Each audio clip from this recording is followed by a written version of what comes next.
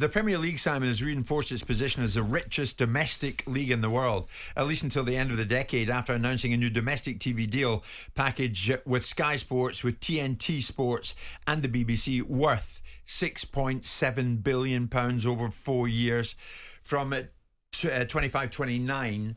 You look at it now, changed days since you were at the top of the house at Palace, isn't it? Yeah, scale. Has the Premier League TV money now finally maxed out? Is there much more room now for any further growth? Domestically, I mean, let's hope the Saudis don't buy Sky, although otherwise they will have control of English football. Domestically, yes, of course, and it has been for some time. I mean, there's only so many. They can, this is a great model that's built Sky's business. Rupert Murdoch, 30 years ago, 25 years ago, bet the house on Sky, and so it's played out for him. And the sports media rights have been the big thing that have driven this distraction. The fact it's gone to a 4-year deal, the fact that they're doing it, effectively locking up the distributions for the next 6 years, you wonder if that's a play to make sure that they negate some of the concerns the independent regulator might come along and have their 2 pennies in, because it's locked up for the next 6 years and the broadcast deals are done. As far as domestic rights are concerned, that landscape has been well mined.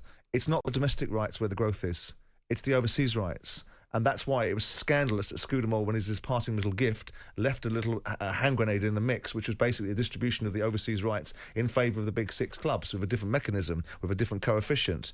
But of course, I find it difficult to understand how the Premier League is spinning this as a 4% growth on domestic rights.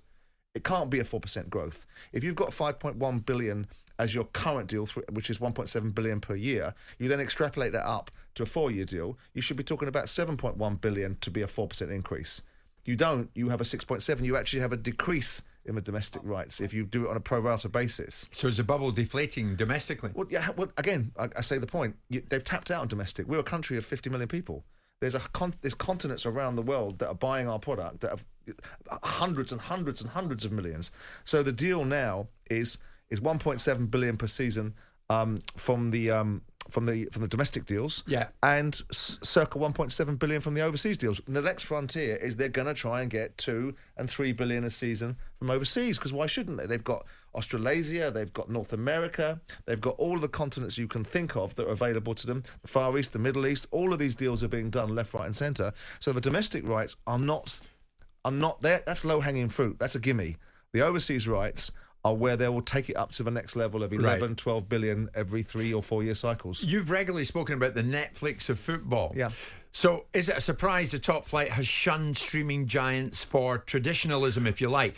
DAZN, Amazon have not secured any broadcasting rights from 2025. Well, I don't think that's... I mean, look, I think that the Amazons of the world have proven that they like sports, and they've hung their hat on certain sports in America, like Thursday night football and things of that nature that have been very successful for them, because the former creative director of Amazon is a very good friend of mine, so they talk about these things. It's disappointing. It will not be a good thing for the tech giants, as we describe them, to have no input into sports, because you give yourself no opportunities to leverage the Skies of the world or to create a landscape where you've got competitive jeopardy. Clearly they don't like the price point. Clearly the fact that they came in last time. Look at the last time that they came in. They bought the domestic rights at the last knockings. Nobody wanted the Boxing Day packages in the fact that all the games were being broadcast on one day. Amazon came along and nicked it. So this time round, they possibly couldn't, so it wasn't offered to them. Yeah. The Sky business, I mean, the biggest beneficiaries of this deal are undoubtedly the broadcasters.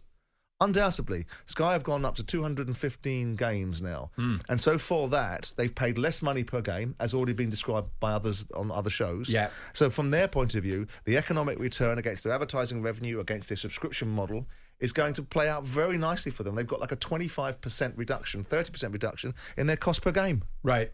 How much longer can the Saturday 3 o'clock in the afternoon blackout survive? Why should it? Why does it need to? The only demand for the 3 o'clock blackout was it was put on years and years ago because it protected lesser clubs from the impacts of attendances diminishing as a result of the 3 o'clock blackout. It's going to survive for the next foreseeable future with this new deal. But why should it? I don't think it needs to. No. I mean, the argument is that women's football needs to have a slot. Well, women's football needs to earn its place to have a slot. When it's got the domestic and broadcast deals that are worthy of having those slots, then they'll get it.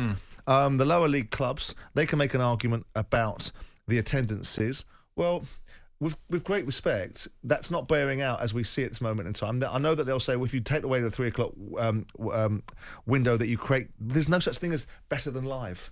Why do you think all the rock bands are going out on tours? Of course, because the digital rights now have compromised their album sales. But primarily, live is live. And sport is alive and kicking from an attendance point of view. Yeah. It's becoming recession-proof. It's becoming, we live in a country where all we listen to is cost of living crisis, but we don't seem to find that manifesting itself in football stadiums, do we? If we've now hit the ceiling, Simon, in terms of this particular deal, what does a TV deal after this one look like?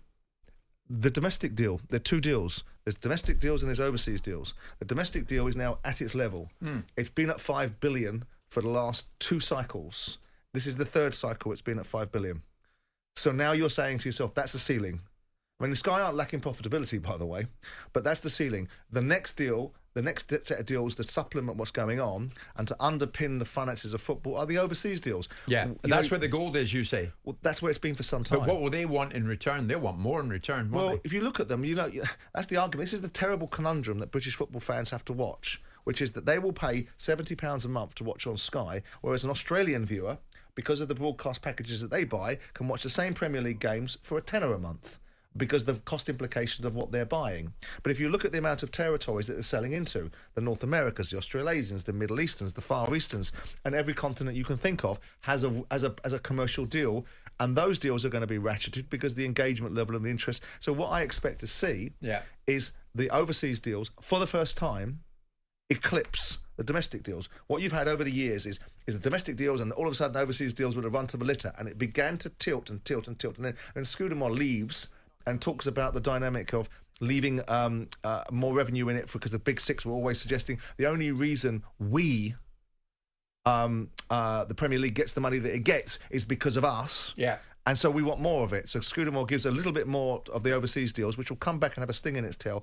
I expect the overseas deals to be 6 billion.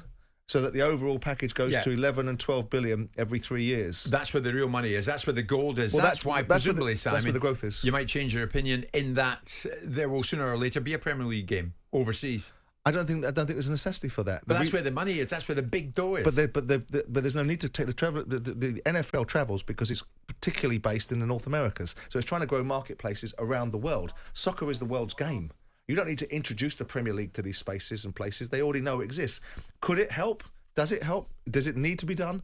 I think if you start taking it on tour, you diminish the core product. The core product is a rip-roaring success. Does that mean you stand on your laurels? No. My idea has always been, you own the content. Why in God's name would you give the content to middlemen? You own it. The reasons why Netflix built their business the way that they did is because they didn't have any content. Yeah. The places are awash with money. We're agreed on that. The clubs will be awash with money. Players will get richer. Hopefully not. Agents will get richer. Well, hopefully not. Hopefully there'll be more governance. There's no need for the players to get richer. They're paid too much as it is. And the reality of it is that there should be some controls in place. And there should be some controls in place so that football clubs are run sustainably. They don't need individuals to come in and supplement or make them survive. Capital expenditure is one thing, and keeping a football club alive is another. And you'd like to think that there's going to be governance. That's the one thing I hope the independent regulator, when it comes in, does. Yeah. Which is interesting that David Bernstein talked about it in a different capacity the other day about the fact it could be in for a temporary period of time. I'd be for that. And if you put wage controls in place, then football clubs become sustainable entities that you don't worry about the Glazers. You don't worry about Simon Jordan owning a football club. You don't worry about Tony Bloom owning a football club and how much he's prepared to back it for and how will that go on in perpetuity. You don't worry about Roman Abramovich. You don't worry about these guys. You worry about actually the commercial minds that are running the football club and deploying the finances. Okay. Because the businesses can sustain themselves. Simon, many people getting in touch this morning. Obviously, there is nobody better to talk about the backstory to something like this. The impact of the amount of money that's flying around the game now and what it means for clubs in general, what it means for fans. There's a general question, Simon, just coming in, no name in that one. Listening to Simon this morning, I'll be selfish here. I want to know what it means for me. What does it do for fans, that deal? Does it make it more expensive for us to watch? I mean, I suppose now that Sky are going to have more games from 2025, will it raise the amount that people will pay for the subscription? Well, you try and work out why that would be the case. I mean, obviously Sky are a commercial animal and their job is to make profits. Yeah. And the vehicle that they get a lot of profit from is football because it's the hook for everything on their platform. They've gone, the broadcast deals have gone from like 180 games to 270. Yeah. For no extra money. Right, so I mean that's it. You work that out for yourself. It costs no extra money. Yeah. If we're talking about the deals, if we are correct in our assumption that it was 180 games under the current package, which costs 1.7 billion a season, we've now got 270 games for 1.7 billion pounds per season. So, but they might turn around and say, we're covering more games for you, which you will watch. We will raise our prices. Yes, but again, the cost implications of it, there's no justification. They'll say the outside broadcast costs are coming in more prevalently, but then you'll say the advertising revenue that comes as a result of football, because you know that the cost implications of putting adverts in the middle of big football matches generate more revenue for Sky. Right. So commercially, you'd like to think that the benefits that Sky have been able to achieve, which is getting 50% more games for no extra money, should find itself in benefits for the subscriber. I wouldn't be too comfortable that would be the case. But again, if you look at it and say, Sky have gone from 128 games to 215, and they don't appear to have paid any more money for it. Right. And we've got the Premier League singing from the rooftops that this is a wonderful deal. It's a wonderful deal because it hasn't diminished. Is there any reason why it should diminish? Is there any lacking in profitability in Sky? Is there any lacking in popularity? We're listening to Dana Strong tell us that the viewing figures are as big as they've ever been. In fact, they're bigger. They've opened up whole new channels of communication to the younger generation and to women. So with that in mind, when you actually dissect it and pull it apart, how great a deal is this for those wonderful deal makers at the Premier League? I'm not surprised that there's been some dissenting voices coming out from a couple of chairmen in the Premier League saying, right, excuse me? Yeah. We've given the broadcasters an additional 100 games, or certainly 90 more games. We've given them a 50% increase in the live broadcasts for no increased revenue. Does that make? I don't know if I'm not making sense, but that's so to the me, broadcaster's the winner. Well, absolutely, the broadcaster's the winner. There's Dom in Liverpool, Simon. Jim Mass, Simon, have we not got the overseas deals wrong here? Can we not any longer charge them more and keep it cheaper for us in this country? Well, you can charge people what you want. It's whether they'll pay it or not. Yeah. Yeah. The bottom line is that their models are different to our model. We are paying for the success of the success of Premier League around the world, because by the very nature of the proposition in this country, it's enabling deals. The Australians can pay, or the North Americans can pay $400 million for a package, sell it to their subscribers, whether it's on whichever platform you want to buy it from, whether it's Peacock or whichever one it is that you're looking at it through. And as a subscriber in America, you can watch pretty much what we're watching in this country, our product, our fare, coming from our league, and you can watch it in America for a fraction of the price. That's right. Well, that's not lost on many people this morning. It shouldn't be. Simon, I'm a Liverpool fan. Even with this deal, how come you cannot watch every Premier League game in this country, but you can abroad? That's a heck of a lot cheaper. Are we going to get to that point in this country, Simon, that we will be able to watch every single Premier League game live? I think there's absolute space for it. I mean, I was listening to analysis last night on Sky from John Cross about there was an overkill in football during COVID. What absolute drivel. The televisual figures were through the ceiling. The one thing it showed, that the appetite was absolutely ferocious for more sport, not less sport, more sport. Now, does it kill the golden goose?